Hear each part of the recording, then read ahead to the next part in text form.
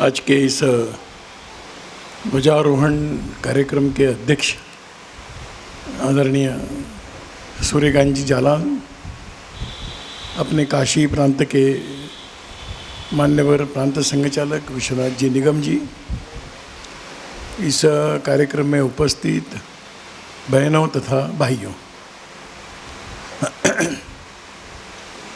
आज अपने भारत का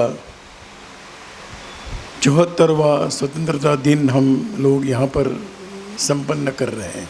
यह कालखंड इस समय का कई कारणों से चर्चा में रहा है।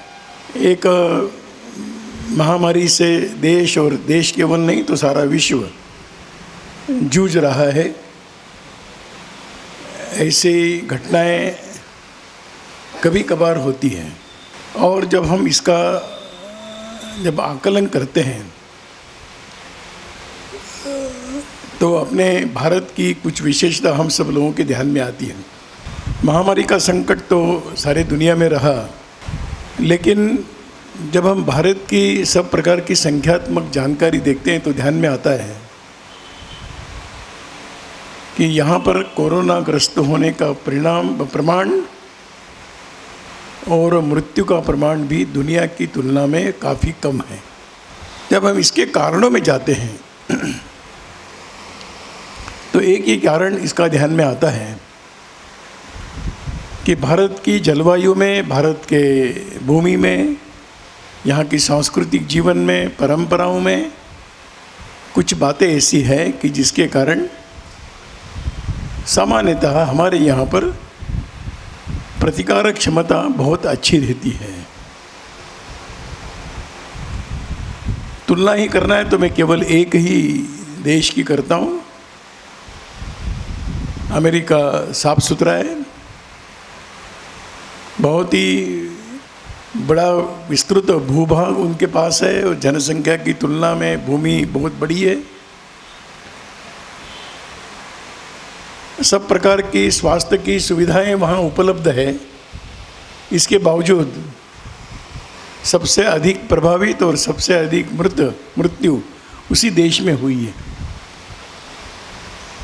तो यही एक सिद्ध करता है कि भारत जैसे देश के जनसामान्य के जीवन में सब प्रकार से जलवायु के साथ मिलकर रहना अथवा ऐसे आए हुए संकटों के साथ प्रतिकार करते हुए रहना, ये भारत की क्षमता अधिक। और जब हम भारत में भी देखते हैं तो सबसे प्रभावी चर्चा में नाम आते हैं, मुंबई का नाम आता है, दिल्ली का नाम आता है, जहाँ पर थोड़ी अधिक अच्छी व्यवस्थाएं मानी जाती है। और उसकी तुलना में जब हम देखते हैं कि हमारे यहाँ का कई छोटे राज्य ऐसे हैं कि जहाँ पर और मृत्यु दर भी कम है और बीमार होने का भी बहुत कम है। ग्रामीण क्षेत्र में भी नगरों के कारण फैला हुआ है, ग्रामीण क्षेत्र में नहीं है, कष्ट नहीं। और जनजातीय क्षेत्र में हम देखेंगे तो बिल्कुल बहुत ही नहीं के बराबर ये बीमारी है। तो हम भारत में भी कल्पना कर सकते हैं कि किस प्रकार की प्रतिकारक क्षमता यहाँ के जनसामान्यों की रही। उसके चलते इस संकट में भी हमने अपनी अलग प्रकार की पहचान बनाई है। तो हमें इस बात का भी गर्व है कि हम इस प्रकार के परिस्थिति में भी और जूझ कर खड़े हो सकते हैं।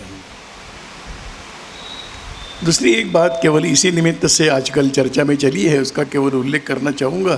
स्वतंत्रता दिवस हम मना रहे हैं तो उसका इस बात से संदर्भ है, इसलिए केवल मैं कहना चाहूँगा। देश को स्वतंत्रता प्राप्त होने के लगभग 74वें हम दिन मना रहे हैं। आज हम कह रहे हैं कि देश स्वावलंबी बनेगा। एक लंबा अवधि पारतंत्र गुलामी समाप्त होने के बाद बीता।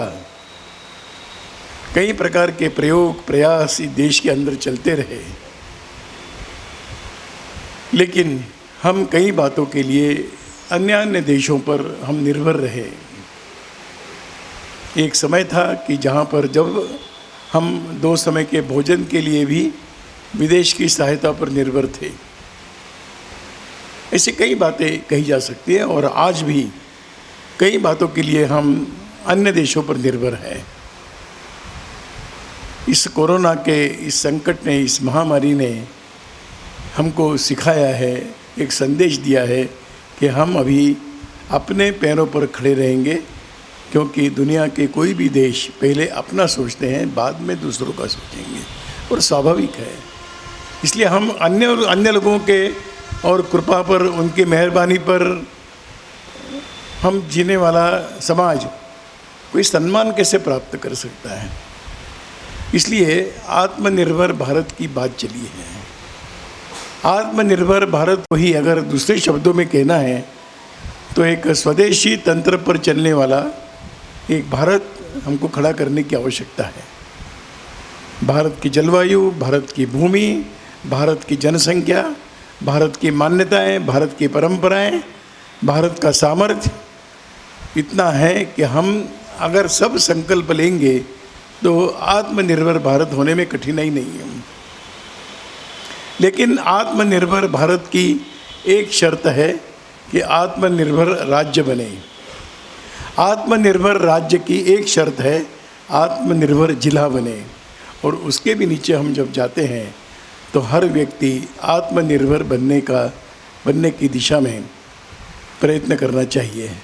और इसलिए यह एक संकट में भी एक अच्छा अवसर और दुनिया ने हम सबके सामने रखा, और मैं समझता हूँ कि एक देश के स्वाभिमान, देश के स्वावलंबन, और इस प्रकार का हम जैसे भी हो हम अपने यहाँ की इस सब बातों को लेकर चलेंगे।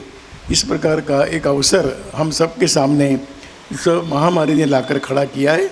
हम सब इसका विचार करते हुए अपना देश आत्मनिर्भर बनने में, मैं एक व्यक्ति के नाते, हम एक समूह के नाते हमारी भूमिका क्या है, इसका जितना हम चिंतन करेंगे, जितना आत्मनिर्भर बनाने के लिए अपने व्यक्तिगत सामूहिक जीवन में समझौता करते हुए चलेंगे, तो यह देश फिर एक बार विश्व के सामने सही दिशा में चलने के लिए विश्व को प्रेरित करने वाला रहेगा। आत्मनिर्भर भारत नहीं, हम चाहते हैं कि देश के छोटे छोटे, विश्व के छोटे छोटे देश भी दूसरों के बड़े देशों के चंगुल से मुक्त होते हुए अपनी जो भी उनके पास उपलब्धि है, जो उनके पास साधन है, उसके आधार पर आत्मसम्मान के साथ जिए। यही हम सबका स्वप्न है। प्रारंभ भारत से करना पड़ेगा। भारत की ओर देखकर बाकी दुनिया के छोटे देश भी इस दिशा में चलना प्रारंभ करेंगे। इस संदर्भ में आज के वर्तमान में हम सबका कुछ दायित्व बनता है, उस दायित्व को हम लोग समझें और उसके अनुसार संकल्प ले। यही आज के दिन का संदेश है। आप सबको नमस्कार, धन्यवाद।